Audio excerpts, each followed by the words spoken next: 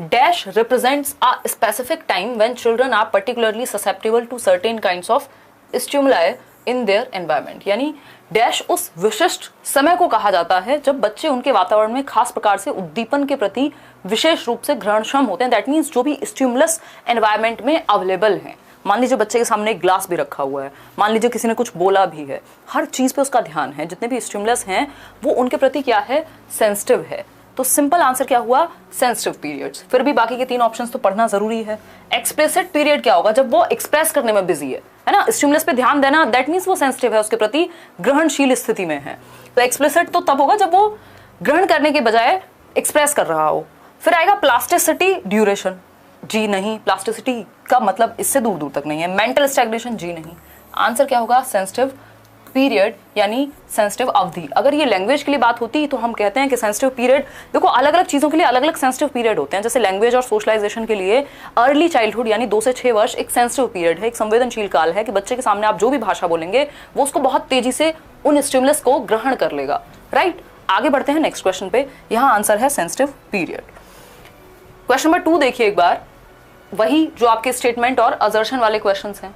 ठीक, अगर हम बात करते हैं असर्शन की, यानी एक स्टेटमेंट है उसके बाद उसका रीजन गिवन है, तो ये रीजन सही भी है कि नहीं ये आपको यहां पढ़ के सोचना है. असर्शन क्या है, कथन क्या है, comparisons among children can very accurately assess a child's developmental progress. यानी कि बच्चे के विकास की प्रगति, यानी बच्चे को अगर आप कंपेयर कर रहे हैं, अगर आपको ये असेस करना है कि कितना विकास हुआ है तो आप उसको कंपेयर करिए बाकी बच्चों से, इससे उसका सही प्रोग्रेस का पता लग जाएगा. कंपैरिजंस को हम हमेशा अवॉइड करते हैं किसी भी क्वेश्चन में, ये बिल्कुल भी चाइल्ड सेंट्रिक नहीं है. ठीक है, फिर आते हैं, मतलब ये गलत हो गई बात. फिर आते हैं नेक्स्ट पे. नेक्स्ट जो ऑप्शन है, इसका जो रीजन दिया है कि कंपैरिजन करने से आपको बच्चे की प्रोग्रेस का पता चलेगा, उसकी डेवलपमेंटल प्रोग्रेस का पता चलेगा. इसका रीजन इन्होंने दिया है, because the pattern and sequence of development as well as the rates of development are the same for all children universally. मतलब कि विकास का स्वरूप एवं अनुक्रम एवं दर सब दुनिया के सारे बच्चों के लिए सेम होते हैं, यूनिवर्सल होते हैं. ये हमने एक डेवलपमेंट का प्रिंसिपल पढ़ा है कि जो डेवलपमेंट है वो यूनिवर्सल है, सार्वभौमिक है. दुनिया में सारे बच्चे एक ही सीक्वेंस से, एक ही ऑर्डर से होकर के गुजरते हैं. बट इसमें एक वर्ड का कैच है जो मैंने बहुत बार आपके साथ डिस्कस किया है कि रेट सेम नहीं हो सकता. सीक्वेंस कैन बी सेम, भाई इन्फेंसी के बाद अर्ली चाइल्डहुड ही आएगा दुनिया के हर बच्चे के लिए, चाहे कजाकिस्तान का बच्चा हो, इंडिया का बच्चा हो, अफगानिस्तान का हो, यूएस का हो, यूरोप का हो. सीक्वेंस सेम रहेगा. आपका जो जन्म से 2 वर्ष का बच्चा है वो इन्फेंसी में है, फिर उसके बाद वो अर्ली चाइल्डहुड में जाएगा, लेटर चाइल्डहुड में जाएगा, एडोलेसेंस में जाएगा. ऐसा नहीं होता पहले एडोलेसेंस में चला गया फिर चला जाएगा अर्ली चाइल्डहुड में. सीक्वेंस है, पूरी दुनिया में सेम है, यूनिवर्सल है. ठीक बात है. जो पैटर्न है वो सबके लिए सेम है. ऐसा तो नहीं है बच्चा पहले दौड़ना शुरू कर देगा, बाद में खड़े होना शुरू करेगा, बाद में चलना शुरू करेगा. पहले बच्चा घिसट के चलना, जिसको हम क्रॉलिंग कहते हैं, वो शुरू करेगा, फिर खड़े होना शुरू करेगा, फिर चलना शुरू करेगा, फिर भागना शुरू करेगा. ये पैटर्न दैट मीन्स सबके लिए सेम है. लेकिन रेट सबके लिए सेम नहीं हो सकता. हो सकता है 2 बच्चे जो सेम एज के हैं, किसी में जल्दी बोलना आ जाए, किसी को कोई जल्दी चलना शुरू कर दे दूसरे वाले से, तो दर जो है वो इंडिविजुअल डिफरेंसेस होते हैं दर में, ना कि यूनिवर्सल होती है. तो यूनिवर्सल नहीं हो सकती. इस एक वर्ड की वजह से ये गलत हो गया, नहीं तो रीजन सही था, है ना. तो हम कहेंगे both A and R are false. देखो कितनी गलतियां कर रहे हैं लोग. 37% ने सिर्फ आंसर सही दिया, और ये पहला चैप्टर है डेवलपमेंट का. अगर आपने सिर्फ मैराथन भी देखी होती, चाइल्ड डेवलपमेंट की जो पेडागोजी की मैराथन है, तब भी आप ये गलत नहीं करते. एक्चुअली चक्कर क्या है, जो टॉपिक हमें आते हैं उन्हें हम इतना फॉर ग्रांटेड लेते हैं, हमें लगता है अरे ये तो पता है, कुछ और बताओ नया आगे का, है ना. और जबकि मेजोरिटी जो क्वेश्चन है वहीं से आने हैं.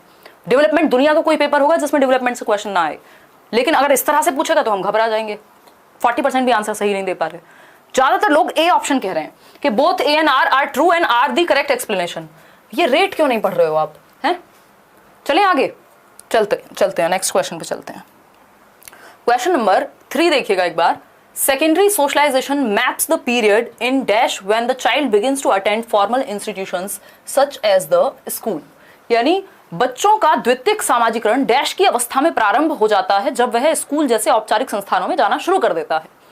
हमें पता है स्कूल एज जनरली 7 वर्ष 6 वर्ष तो मिनिमम है ही, पहली क्लास में बच्चा जाएगा, कि स्कूल एज फॉर्मली तो तब होगी.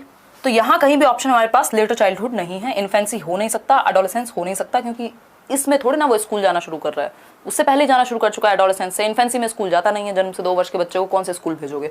आजकल खैर माहौल अलग है, लेकिन अर्ली चाइल्डहुड वो पीरियड है जो कि 65% आंसर सही भी आ रहे हैं आपके। अर्ली चाइल्डहुड यानी जन्म से नहीं, 2 से 6 वर्ष की अवस्था, वो अवस्था है जहां पे वो एटलीस्ट प्ले वे में तो जाने ही लगेगा और 6 वर्ष तक आते आते पहली कक्षा में भी चला जाएगा। ठीक है, तो हमें ऑप्शंस के अकॉर्डिंग कई बार आंसर करना होता है। तो यहां पे बेस्ट ऑप्शन क्या है, अर्ली चाइल्डहुड। पारंपरिक नहीं कहेंगे, ये पेपर में भी ऐसे ही आया था, पारंपरिक ही लिखा हुआ, लेकिन इसको पूर्व बाल्यावस्था कहते हैं, पूर्व बाल्यावस्था। ठीक, जब वो पहली बार घर से निकल करके बाहर की दुनिया में कदम रखता है, 4 बच्चों के साथ मिलता है, दैट मीन सेकेंडरी सोशलाइजेशन उसका शुरू हो जाता है। गौड़ सामाजिकरण प्राथमिक कब होगा, जन्म से इन्फेंसिया 3 साल तक मेनली उसका सेल्फ का कॉन्सेप्ट बनता है, उस दौरान प्राइमरी चाइल्डहुड ही प्राइमरी सोशलाइजेशन का ही मेन रोल रहेगा, वो जो कि फैमिली से होगा। मिडिल चाइल्डहुड तो कहीं 8 से 11 के बीच आता है, तो इसको तो वैसे भी हम कंसिडर नहीं कर सकते, लेटर होता है एक बार को तो सोचते। ठीक, तो अर्ली चाइल्डहुड इसका सही उत्तर रहेगा, क्योंकि रीजन ये सोशलाइजेशन के कॉन्टेक्स्ट में पूछा है। सोशलाइजेशन पहली बार घर से कब निकलेगा, प्रॉपर स्कूल से बच्चा, वो आपका अर्ली चाइल्डहुड में निकलेगा।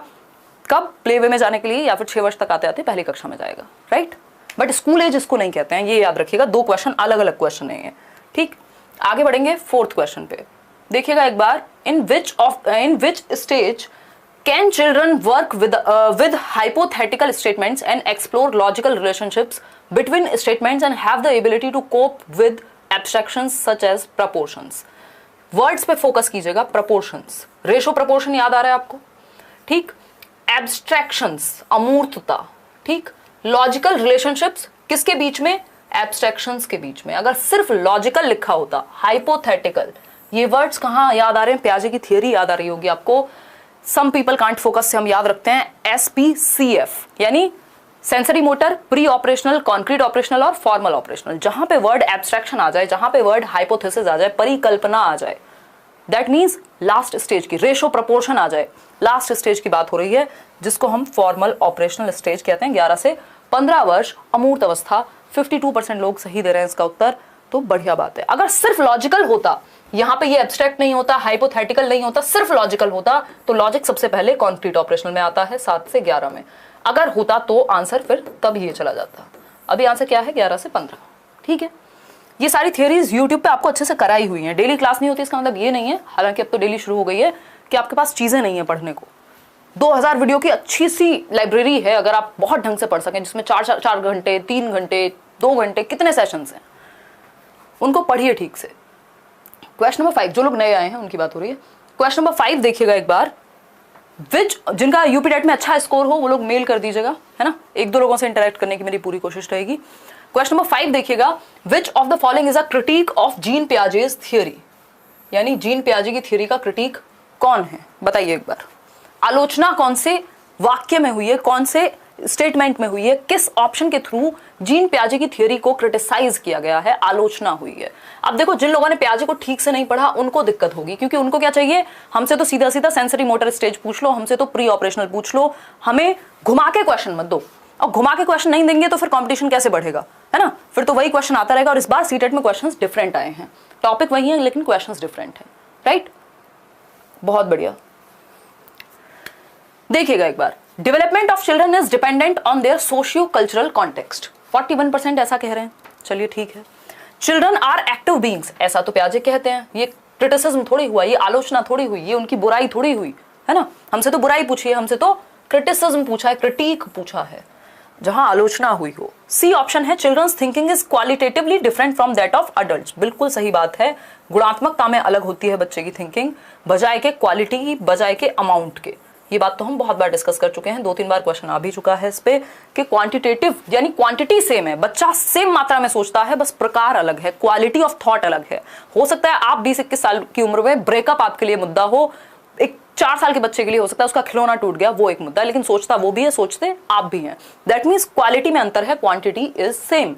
फिर है D option, development of children takes place by their acting upon the environment. ये बात भी बिल्कुल सही है, और ये बात भी बिल्कुल सही है कि भाई बच्चे दुनिया की समझ अपने एनवायरमेंट में एक्टिवली नॉलेज को कंस्ट्रक्ट करके बनाते हैं। अब 37% आंसर हो गया ए ऑप्शन, जो कि सही है। बाकी लोग सारे गलत आंसर कर रहे हैं, जिन्होंने ए चूज किया है सिर्फ वही सही है, क्योंकि क्वेश्चन में आलोचना पूछी है। आलोचना क्या है, development of children is dependent on their socio cultural context, यानी बच्चों का जो विकास है वो उनके सामाजिक सांस्कृतिक संदर्भ पर निर्भर करेगा। इस बात को पियाजे ने इग्नोर कर दिया।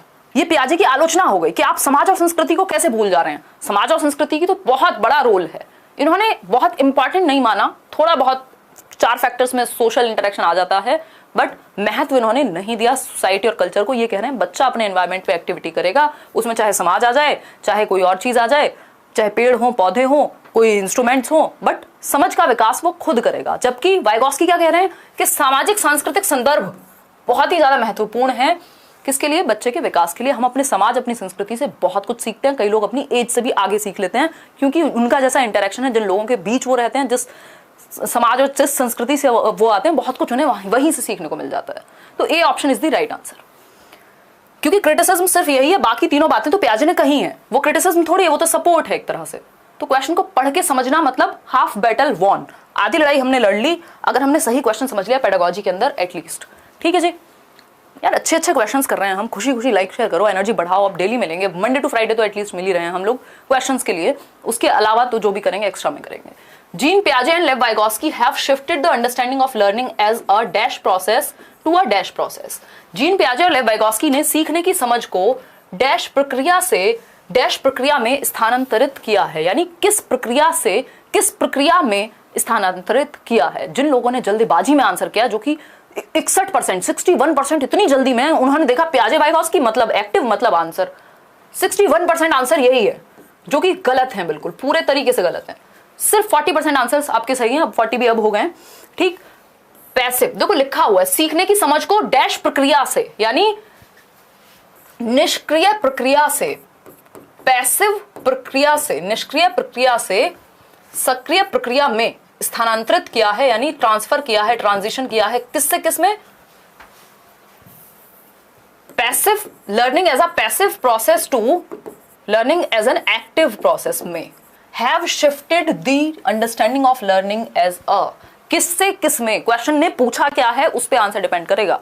अगर पूछा होता कि एक्टिव प्रोसेस में है और पैसिव से शिफ्ट किया है, तो उत्तर बदल जाता, ये आगे चला जाता, ये पीछे आ जाता। तो क्वेश्चन कैसे पूछा है, लैंग्वेज पे ध्यान दीजिए, और लैंग्वेज अच्छी कब होगी? जितने ज्यादा क्वेश्चंस पढ़ोगे अच्छे से। मतलब ये नहीं कि आप 10,000 क्वेश्चन का सेट लगा लो, है ना, मैं आपको शीट्स दे देती हूँ 10,000 क्वेश्चन की, खूब भर भर के कर लो, बट अगर अंडरस्टैंडिंग 1000 क्वेश्चन की भी नहीं है तो आप सिर्फ सही और गलत का उत्तर ढूंढेंगे। वो अंडरस्टैंडिंग डेवलप आपकी हो सकता है 15 क्वेश्चन से हो जाए, अगर आपने ढंग से समझे तो वो 15 क्वेश्चन की अंडरस्टैंडिंग आपको 500 क्वेश्चन में हेल्प कर सकती है। ठीक है, तो आंसर क्या है? B option. ठीक, मैकेनिकल बिहेवियरिस्टिक, बिहेवियरिस्टिक मैकेनिकल तो कहीं से कहीं तक होगा ही नहीं। क्वेश्चन नंबर 7 देखिए, according to Lev Vygotsky the basis of learning is, यानी लर्निंग का आधार क्या है वाइगॉस्की के अनुसार। वाइगॉस्की की 3 चीजें हैं, सोसाइटी, कल्चर, लैंग्वेज, यानी समाज, संस्कृति और भाषा। बताइए एक बार क्या सही उत्तर हो सकता है, फटाफट से आंसर कीजिए। Social interaction, reinforcement, drill and practice changes in the structures of schemas. Schemas की बात पियाजे कर रहे हैं। ठीक, ड्रिल एंड प्रैक्टिस, बस आंख बंद करके प्रैक्टिस कराते जाओ, ना ऐसा पियाजे कह रहे हैं ना ऐसा वाइगॉस्की कह रहे हैं। रीइंफोर्समेंट बिहेवियरिज्म का कॉन्सेप्ट है, व्यवहारवाद का कॉन्सेप्ट है कि बच्चों को गुड वेरी गुड कहो।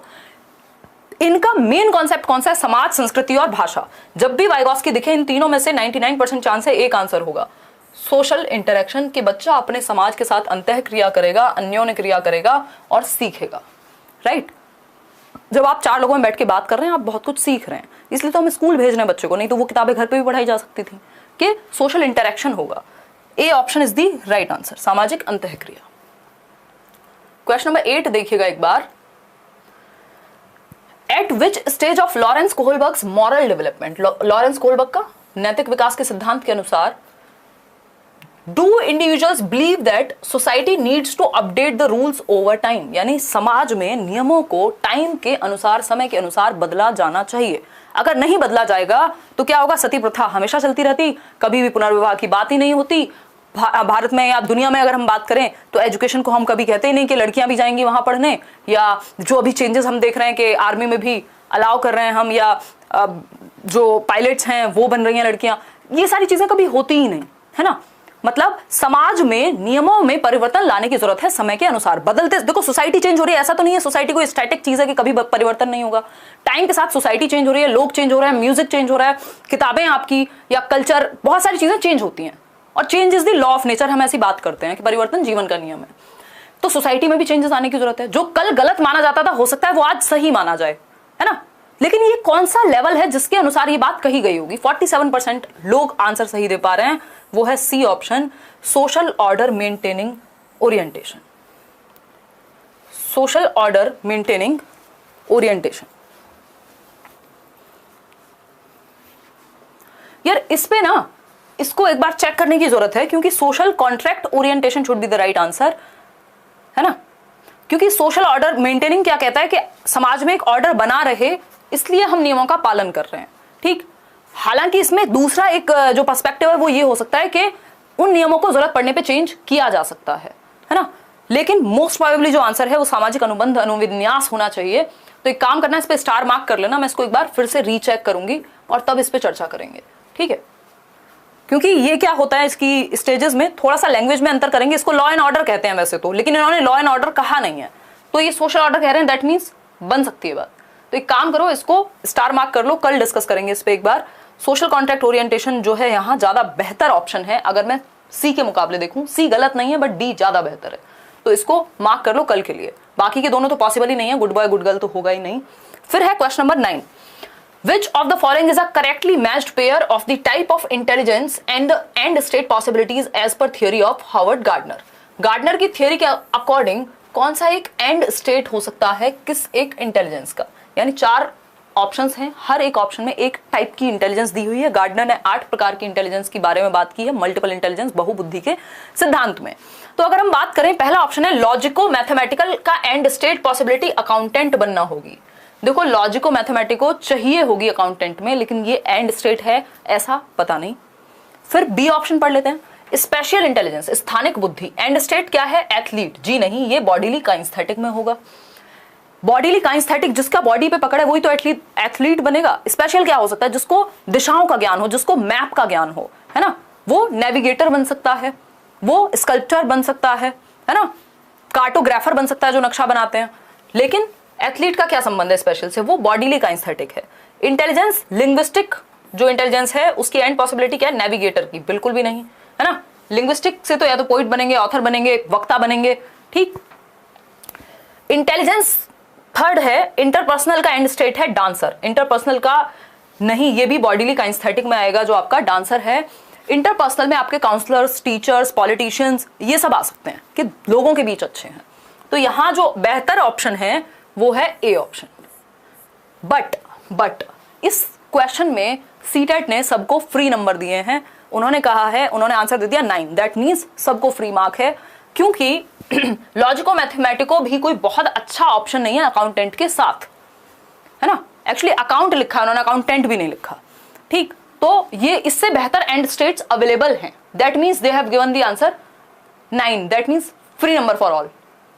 तो अगर इसमें बाकियों से बेहतर हो सकता था तो ए हो सकता था, अदरवाइज कोई और ऐसा आंसर नहीं है जिसको हम सही कह दें, ठीक है। अंतःस्थिति अनुपालन बुद्धि का प्रकार है, शारीरिक गति संवेदनात्मकता, ठीक है। अंतःस्थिति अनुपालन सी ऑप्शन आपका लिंग्विस्टिक एंड स्टेट। गायक नहीं होगा, ये इन्होंने यहां पे, अच्छा हिंदी में ऑप्शन अलग है और इंग्लिश में अलग है, ये भी एक रीजन हो सकता है, ठीक है। बुद्धि का प्रकार भाषिक है, अंतःस्थिति क्या होगी? लेखापाल। स्थानिक मतलब ये इन्होंने उधर अलग दे दिया, इधर अलग दे दिया। वास्तुकार, यहां पे सही थी बात। शारीरिक गति संवेदनशीलता में गायक नहीं होगा। प्राकृतिक अंतःस्थिति में शिक्षक नहीं होगा, ठीक। बुद्धि का प्रकार भाषिक, अंतःस्थिति अनुपालन, संभावना क्या है? लेखापाल। एक बार को ठीक हो सकता था ये, बट यहां पे जो सबसे बेहतर आंसर है वो यही है, बी। अगर हिंदी में देखें तो ये ऑप्शन दोनों में अलग है। इसमें जो थोड़ा सा क्लोज ऑप्शन था वो ए था, इसमें जो बेहतर ऑप्शन है वो बी है, ठीक है। इन्होंने गलत ही दे दिया, ये क्वेश्चन ही गलत दिया है सीटेट ने ऑफिशियल पेपर में, तो इसलिए सबको नंबर मिला है इस क्वेश्चन का, सो डोंट वरी। आगे बढ़ लेते हैं, पहले एक बार देख लेते हैं कि गार्डनर कह क्या रहे हैं। इस बार गलतियां तो हुई हैं पेपर में। अगर हम बात करें और ये तो ये 8 प्रकार हैं गार्डनर के। विजुअल स्पेशियल, पेंटर बन सकते हैं, है ना, पेंटर बन सकते हैं आप स्कल्पचर बन सकते हैं, दिशाओं का जिनको ज्ञान हो, कार्टोग्राफर बन सकते हैं। विजुअल स्पेशल, मेमोरी जिनकी अच्छी होती है। लिंग्विस्टिक वर्बल वाले मैथ्स में, साइंस में, इन सब में अच्छा कर सकते हैं। सॉरी, लिंग्विस्टिक वर्बल वाले स्पीकिंग में अच्छा करेंगे।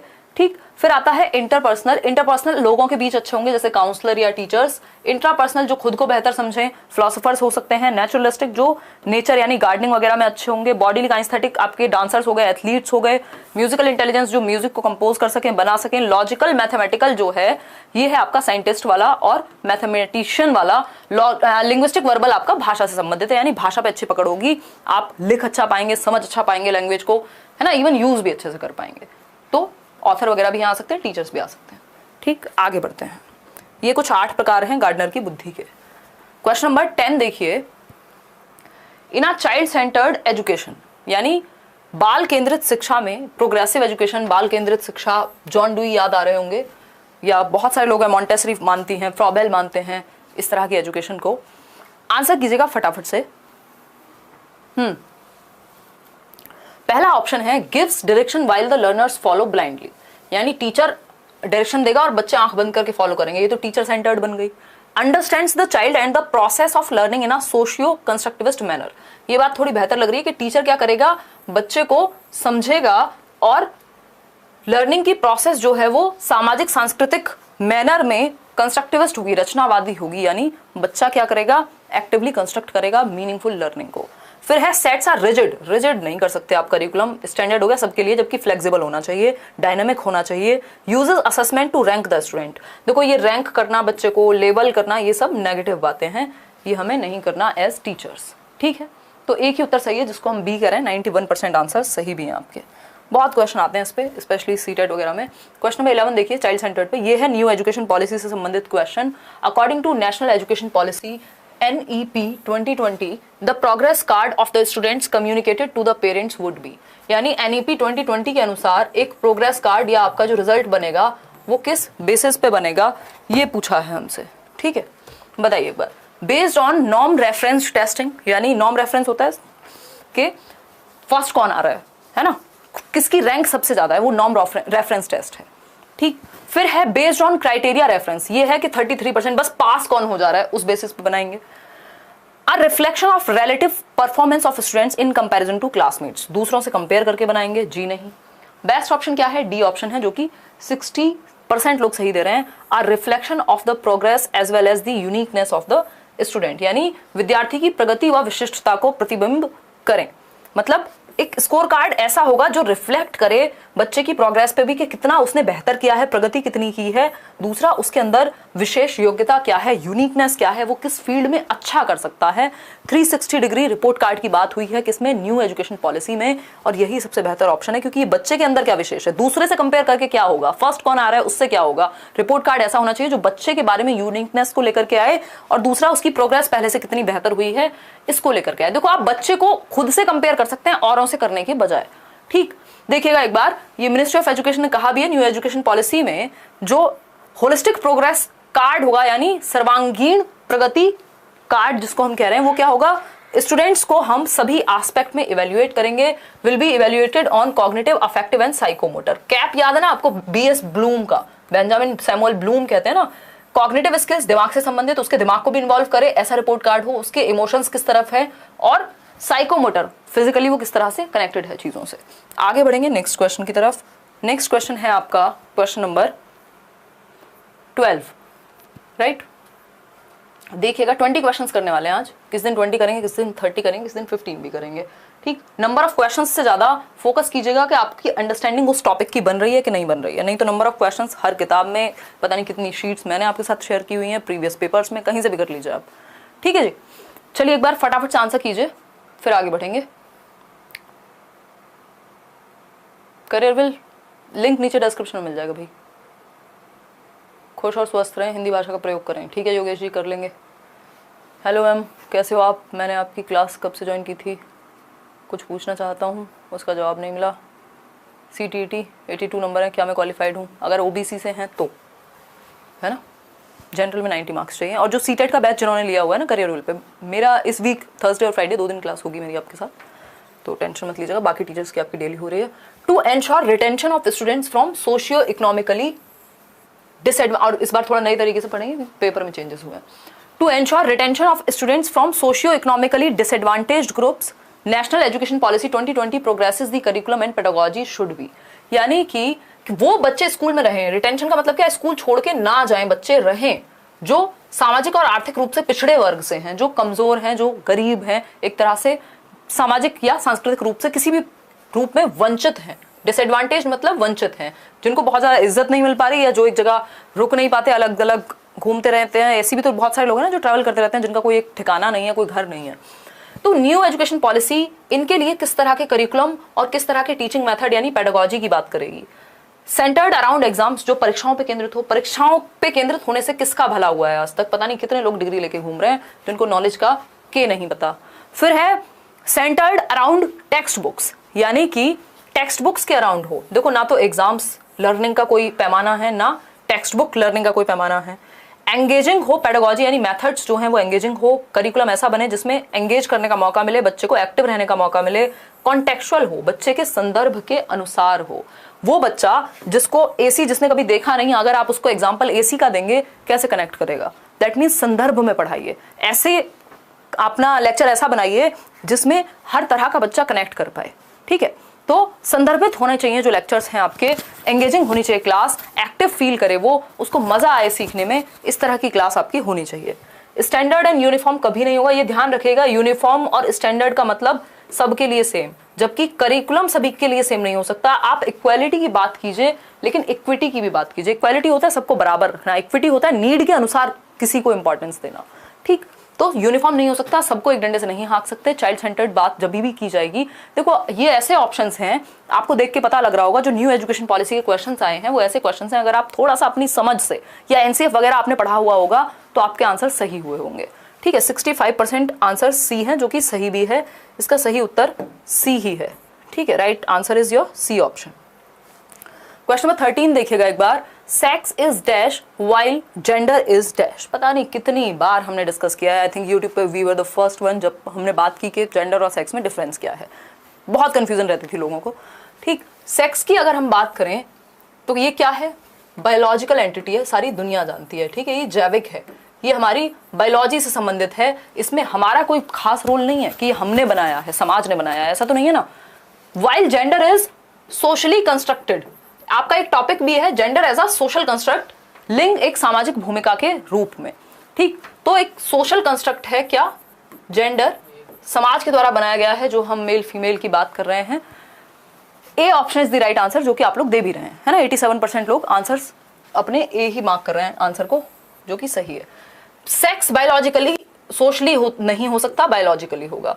कल्चरली नहीं हो सकता सेक्स, बायोलॉजिकल होगा। सेक्स सोशली हो ही नहीं सकता, तो बाकी तीनों ऑप्शंस तो वैसे ही हट जाने थे। ठीक है, आगे बढ़ेंगे। क्वेश्चन नंबर 14 देखिएगा एक बार। क्वेश्चन नंबर 14 देखिएगा। Which of the following tools should be used by the teachers to assess children, यानी किन टूल्स को यूज किया जाना चाहिए बच्चों का आकलन करने के लिए। भाई, असेस करने के लिए भी तो टूल्स होने चाहिए जो ज्यादा इंटरेस्टिंग हो। हैं, लाइक शेयर करो यार, खुशी खुशी 4000 लोग जुड़ गए हैं, सिर्फ 2600 लोग लाइक कर रहे हैं। कहाँ लेके जाओगे ये लाइक का बटन? है, पैसा भी नहीं लगता है ये तो। 2021 का ऑल सीडीपी पेपर करा दीजिएगा, बिल्कुल करा देंगे। फॉलो कर लो, ये सीरीज इसी में कवर हो जाएंगे। और बताओ, नए तरीके के सारे क्वेश्चन, चाहे वो D+B के हों, सीटेट के हों, सब कवर हो जाएंगे। Which of the following tools should be used by the teachers to assess children. Working groups, हाँ, ग्रुप्स में सीखना, कोऑपरेट करके सीखना हमेशा अच्छा रहेगा बच्चे के लिए। ये ऑप्शन हमेशा याद रखिएगा। जहां सहयोग की बात आएगी दैट मीन्स बात सही है। क्लासरूम पार्टिसिपेशन, कक्षा में भागीदारी, बिल्कुल पार्टिसिपेट करना चाहिए बच्चे को क्लास में। पोर्टफोलियोज से बच्चे की प्रोग्रेस का, उसके इंटरेस्ट का, उसकी यूनिकनेस का पता लगेगा। इसमें सारी एक फाइल होती है पोर्टफोलियो, जिसमें सब कुछ है बच्चे के बारे में, उसकी अचीवमेंट्स हैं। प्रेजेंटेशंस के थ्रू आप सिखा सकते हैं या असेस कर सकते हैं। तो चारों ही बातें ठीक हैं। D option is the only right option over here. 66% लोग सही उत्तर दे रहे हैं। आगे बढ़ेंगे नेक्स्ट क्वेश्चन पे। नेक्स्ट क्वेश्चन है 15th। Which of the following statements about language and cognitive development is correct, यानी कि कौन सा एक स्टेटमेंट भाषा और संज्ञान के बारे में सही है। भाषा और संज्ञान समझते हैं ना, मेंटल एबिलिटीज का डेवलपमेंट, मानसिक क्षमताओं का विकास, जिसमें हमारा सोचना, समझना, सीखना, अंडरस्टैंड करना, मेमोरी, परसेप्शन, इमेजिनेशन, ये सब आते हैं। ठीक, तो लैंग्वेज और कॉग्निशन के बारे में कौन सी एक बात सही है? देखिएगा, language plays an important role in cognitive development. भाषा की संज्ञानात्मक विकास में महत्वपूर्ण भूमिका होती है। बात सुनने में ठीक लग रही है, कोई ऐसी दिक्कत नहीं लग रही? इस पर चर्चा बाद में करेंगे, पहले चारों ऑप्शन पढ़ लेते हैं। Language does not play any important role in cognitive development. ऐसा कोई भी समझदार व्यक्ति नहीं कह सकता कि लैंग्वेज का कोई रोल नहीं है ना। पियाजे की थ्योरी में खैर नहीं है रोल। नाजिया हसन कह रही है hello ma'am, thank you so much, I qualified paper 1 with 104 marks in first attempt bye because of you, please guide for second paper, thank you, love you ma'am. Thank you so much Nazia, ये बात आप super chat करके बता रही हैं। Nazia, paper 2 के लिए आप सिर्फ एनसीईआरटीज पढ़िए, चाहे आपका एसएसटी है, चाहे मैथ्स है, चाहे साइंस है, 6 to 8 की पढ़ लीजिए और सिर्फ प्रीवियस ईयर, इवन जो इस साल के ऑनलाइन पेपर आए हैं उतना भी कर लेंगे तो मुझे लगता है एनफ हो जाएगा, है ना। और बाकी तो 3 सब्जेक्ट कॉमन ही है, जैसे आपने हिंदी, इंग्लिश और सीडीपी तैयार किया है, वही पेपर 1 में कॉमन है, तो वही आपको हेल्प कर जाएगा। ठीक, तो आपको सिर्फ 60 नंबर की तैयारी करनी है। Language hinder the process of cognitive level. Language कैसे बाधा बन सकती है संज्ञानात्मक स्तर में? Language and cognitive development are independent process, यानी एक दूसरे से स्वतंत्र है, एक दूसरे पे निर्भर नहीं है, कोई संबंध नहीं है, ऐसा नहीं कह सकते। मोस्ट ऑफ द साइकोलॉजिस्ट या लिंग्विस्ट ये बात मानते हैं कि language plays an important role in cognitive development, यानी भाषा का संज्ञान के विकास में बहुत ज्यादा अहम रोल है, अहम भूमिका निभाती है भाषा जब बात आती है कॉग्निटिव डेवलपमेंट की। मैं और आप कैसे बात कर रहे हैं, अभी भाषा से ही कर रहे हैं, आपकी और मेरी समझ कैसे विकसित हो रही है, भाषा का बहुत बड़ा रोल है उसमें, है ना। अगर हम कन्वे ही ना कर पाए, चाहे लिख के, बोल के, सुन के, पढ़ के, तो कैसे समझ विकसित होगी? तो हम कह सकते हैं language plays an eminent role in development of your cognitive skills. ठीक, ऐसा लैंग्वेज को टूल भी कहा है वाइगोस्की ने, हर कोई कहेगा, और कहा भी जाता है जिन लोगों को ज्यादा भाषाएं आती हैं, 2 या 2 से अधिक भाषाएं आती हैं, उनका कॉग्निटिव डेवलपमेंट अच्छा होता है, उनका संज्ञानात्मक विकास अच्छा होता है, उनकी सोचने समझने तर्क करने की क्षमता अच्छी होती है। ये बिल्कुल क्लियरली एविडेंट बात है। ए option is the right answer.